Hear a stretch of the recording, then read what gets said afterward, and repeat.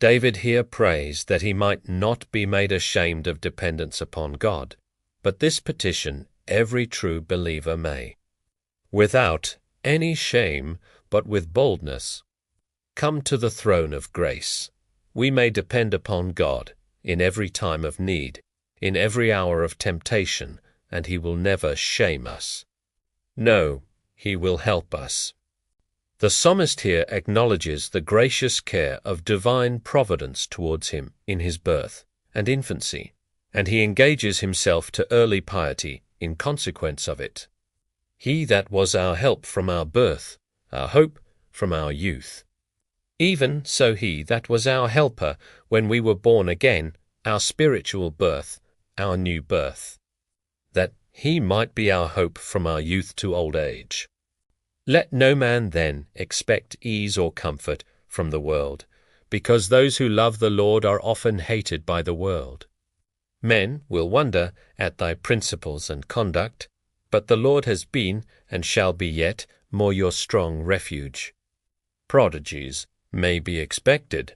The righteous shall be hated without a cause. Psalm 35:19. Though many be on one side, and stand against the righteous man, yet the Lord is on the other side, and greater is He that is with them than can be against them.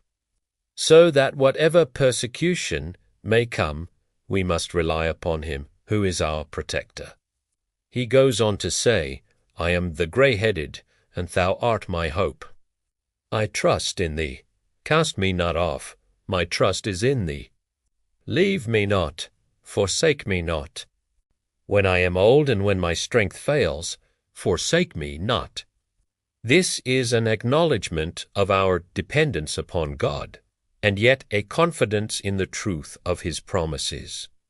What a thing is it to have such a dependence acknowledged to be right, and yet to have such a confidence also in God to be true. Let us remember, when we are old, and when our strength fails, we are to look to God. Never will He forsake us. And if we look to Him, He will never leave us. Thus the psalmist speaks of his dependence upon God, both in his natural and in his spiritual old age.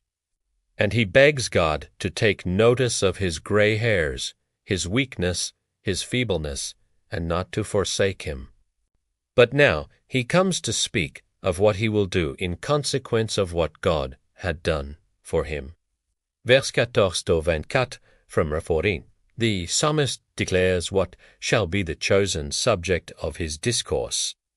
On the Sabbath, not on a Sabbath only, but every day of the week, of the year, of his life. Not on solemn returns of stated devotion only, but on every occasion, all the day long. It is the righteousness of Christ, and the great salvation He has obtained thereby, that he will speak of, that he will meditate on, that he will rejoice in, that he will sing of, that he will talk about. But why will he always dwell on this? Because, as it is said in another place, he knew not the numbers thereof. The height, the breadth, the depth, the length of these blessings. It is impossible to measure the value or the fullness of these blessings. The righteousness is unspeakable, the salvation everlasting. When we are asked, what is the chief thing you want? You would say, deliverance. If you are delivered, what is the chief thing you want? Salvation. What is the chief thing in salvation? The righteousness of Christ, whereby we are saved. We are saved by His righteousness. The righteousness is unspeakable, the salvation everlasting, and he proceeds to show what this will lead to. God will not cast off His gray-headed servants when no longer capable of laboring as they have done. But when they are incapable of laboring, He will bring them into the heavenly Canaan.